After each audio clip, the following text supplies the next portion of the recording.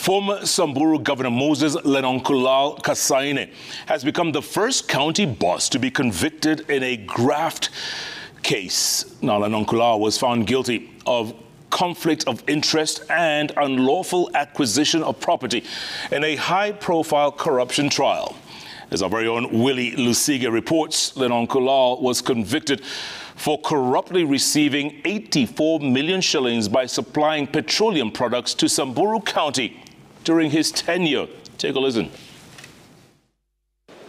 The ruling delivered by Chief Magistrate Thomas Nzioki marks a significant milestone in Kenya's fight against corruption. The former county boss was charged alongside 10 others, all of whom were found guilty of abuse of office and other charges. Having diligently evaluated the entire evidence, the court determined that Lenolkulal was in conflict of interest, having improperly awarded a multi-million shillings tender for fuel supply to his own petrol station, and as such corruptly receiving Kenya shilling 83 million for supply of petroleum product to the county government through his Oryx service fuel station.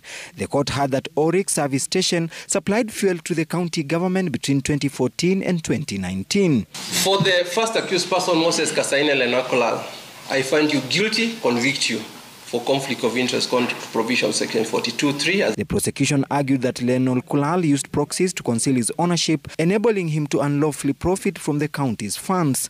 For count 4, I find first accused person Moses Kasaine Lenolkulal and 11th accused person Nesbon Jack Washirandadi jointly guilty and convict each one of you for unlawful acquisition of public property contrary to section 45(1). The court also found his proxy, Hesbon Mbathi, guilty of fraudulently acquiring Kenya shillings 83.3 million from the county government. The other 9 co-accused were all found guilty of conflict of interest, abuse of office, and improperly channeling public funds to the governor, their former boss. In excess of this court's discretion, I do not find it appropriate to grant accused person bail pending their mitigation standard as such. The EACC has hailed the ruling as first of its kind. 39 other former and sitting governors are facing corruption charges. This is the first corruption case of a criminal nature that has come to its logical conclusion, even despite the attempt that the DPP made earlier during the proceedings to withdraw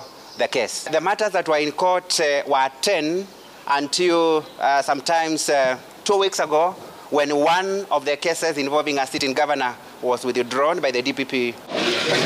The court will sentence Lenolkulal and others on Thursday after the magistrate ordered that the convicts be remanded in custody, rejecting their request for bail pending sentencing. After a journey of 5 years through the corridors of justice, finally the anti-corruption court has delivered its verdict on the first inaugural former governor to be tried and found guilty of corruption charges. To many, this ruling will now set pace for other pending corruption cases involving politicians, including current sitting and former 40 governors.